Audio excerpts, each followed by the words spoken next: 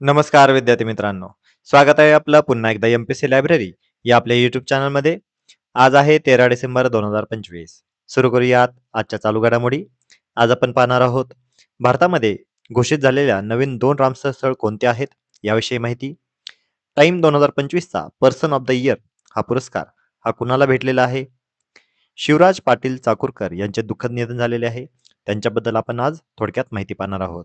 त्यामुळे या संपूर्ण महत्त्वपूर्ण चालू घडामोडी व्यवस्थितपणे समजून घेण्यासाठी व्हिडिओ शेवटपर्यंत अवश्य पहा.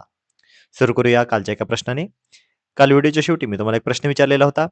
2025 मध्ये मोस्ट व्हीगन फ्रेंडली सिटी म्हणून कोणते शहर घोषित झालेले आहे.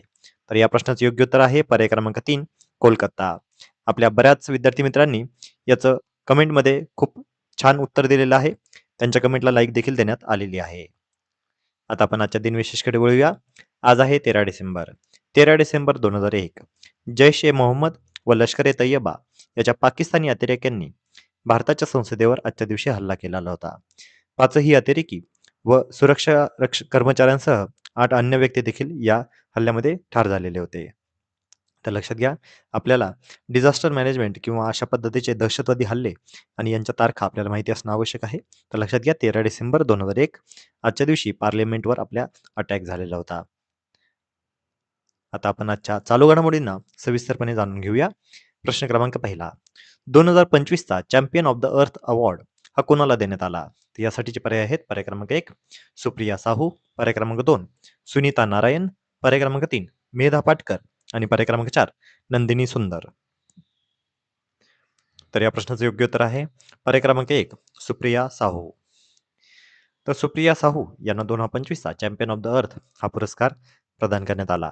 ही घोषणा 10 डिसेंबर 2025 या दिवशी करण्यात आलेली होती. UNEPचा हा सर्वोच्च पर्यावरण पुरस्कार आहे. या पुरस्काराची सुरुवात 2005 मध्ये करण्यात आलेली होती. यावर्षीचा पुरस्कार हा नैरोबी केनिया या ठिकाणी प्रदान करण्यात आला. संयुक्त राष्ट्र पर्यावरण सभा म्हणजे UNEA या सभेमध्ये हा पुरस्कार प्रदान करण्यात आला. या अवॉर्डची श्रेणी होती इन्स्पिरेशन अँड ॲक्शन. हा पुरस्कार कुणाला देण्यात येतो तर सरकारी, नागरी समाज आणि खाजगी क्षेत्रातील नेत्यांना हा दिला जातो, ज्यांच्या कृतीमुळे पर्यावरणामध्ये क्रांतिकारी बदल होतात. सुप्रिया साहू या तामिळनाडू कॅडरच्या 1991 बॅचच्या भारतीय प्रशासकीय सेवा IAS आहेत. यावर्षीचा एकूण 5 विजेते घोषित करण्यात आले होते आणि यामध्ये सुप्रिया साहू या त्यांपैकी एक आहेत. तर लक्षात घ्या, आपल्याला वन लाइनर या घटकामध्ये अशा पद्धतीचा प्रश्न विचारण्यात येऊ शकतो की 2025चा चॅम्पियन ऑफ द अर्थ हा पुरस्कार सुप्रिया साहू यांना भेटलेला आहे. तर तो कोणत्या कॅटेगरीमध्ये भेटलेला आहे हे देखील आपल्याला माहिती असणं आवश्यक आहे. किंवा त्यांच्या रिलेटेड ज्या काही माहिती आहेत किंवा त्या तामिळनाडू कॅडरच्या 1991 बॅचच्या प्रशासकीय सेवा अधिकारी आहेत, अशा पद्धतीचा देखील क्वेश्चन विचारण्यात येऊ शकतो. पुढचा प्रश्न. खालीलपैकी कोणते पद हे शिवराज पाटील चाकूरकर यांनी भूषवलेले नाही. तर यासाठीचे पर्याय आहेत पर्याय क्रमांक 1 पंजाबचे राज्यपाल, पर्याय क्रमांक 2 लोकसभा सभापती, पर्याय क्रमांक 3 केंद्रीय गृहमंत्री आणि पर्याय क्रमांक 4 मुख्यमंत्री महाराष्ट्र. तर या प्रश्नाचं योग्य उत्तर आहे पर्याय क्रमांक 4 मुख्यमंत्री महाराष्ट्र. तर माजी केंद्रीय गृहमंत्री शिवराज पाटील चाकूरकर यांचे दुःखद निधन झालेले आहे.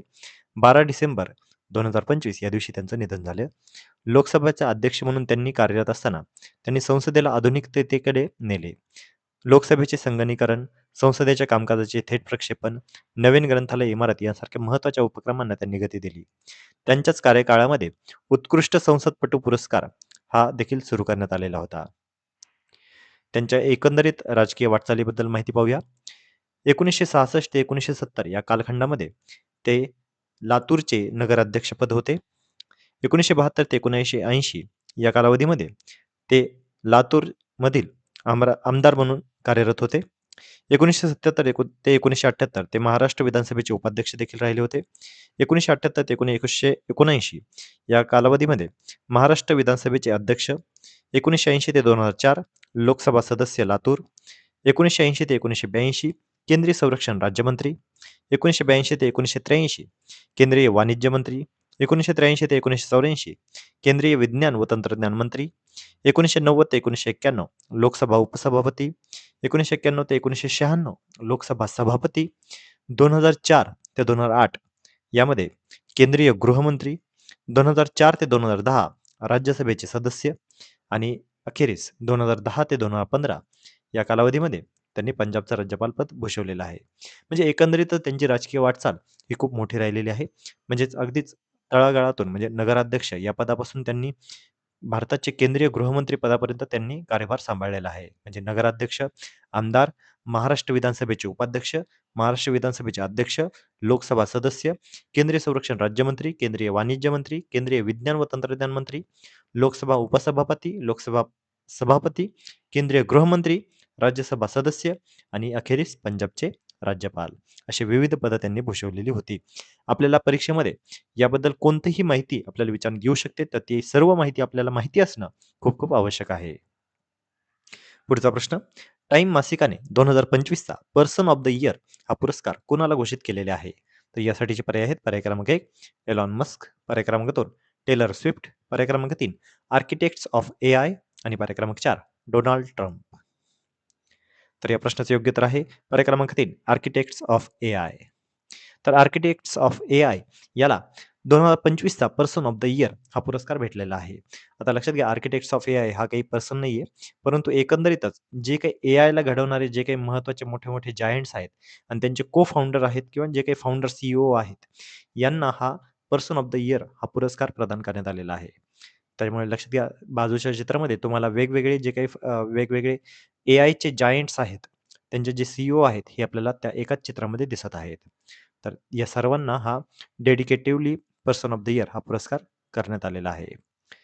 मागील काही पर्सन ऑफ द इयर आपल्याला परीक्षेच्या अनुषंगाने माहिती असणं आवश्यक आहे.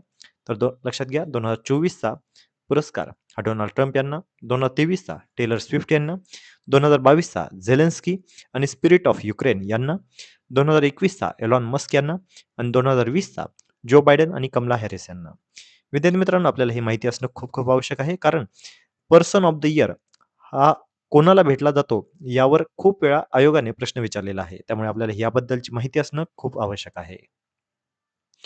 पुढचा प्रश्न, SIR स्पेशल इंटेन्सिव्ह रिव्हिजन अंतर्गत 100% मतदार यादी डिजिटायझेशन करणारे पहिले राज्य कोणते आहे? यासाठीचे पर्याय आहेत. पर्याय क्रमांक 1 महाराष्ट्र, पर्याय क्रमांक 2 राजस्थान, पर्याय क्रमांक 3 गुजरात आणि पर्याय क्रमांक 4 मध्य प्रदेश. तर या प्रश्नाचं योग्य उत्तर आहे पर्याय क्रमांक 2 राजस्थान. तर SIR 100% मतदार यादी डिजिटायझेशन करणारे पहिले राज्य ठरलेले आहे राजस्थान. SIRचा लॉंग फॉर्म काय आहे?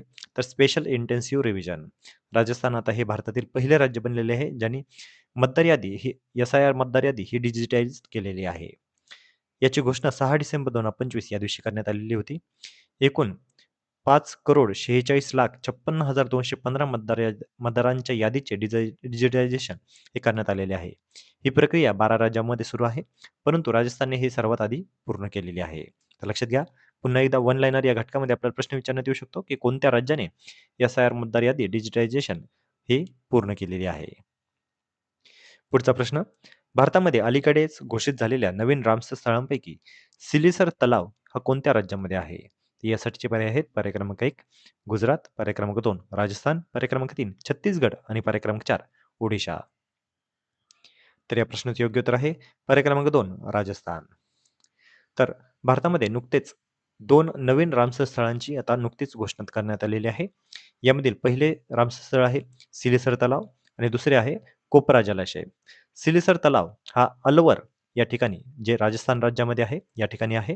हा 315.97 हेक्टर परिसरामध्ये पसरलेला आहे. तर कोपरा जलाशय हे बिलासपूर या ठिकाणी आहे, जे छत्तीसगड राज्यामध्ये आहे, जे 210 हेक्टर परिसरामध्ये पसरलेले आहे. कोपरा जलाशय याला आता रामसर स्थळाचा दर्जा भेटलेला आहे आणि यामुळे छत्तीसगड राज्यातील ते आता पहिलेच रामसर स्थळ ठरलेले आहे. आता एकंदरीतच रामसर स्थळांबद्दल माहिती पाहूया.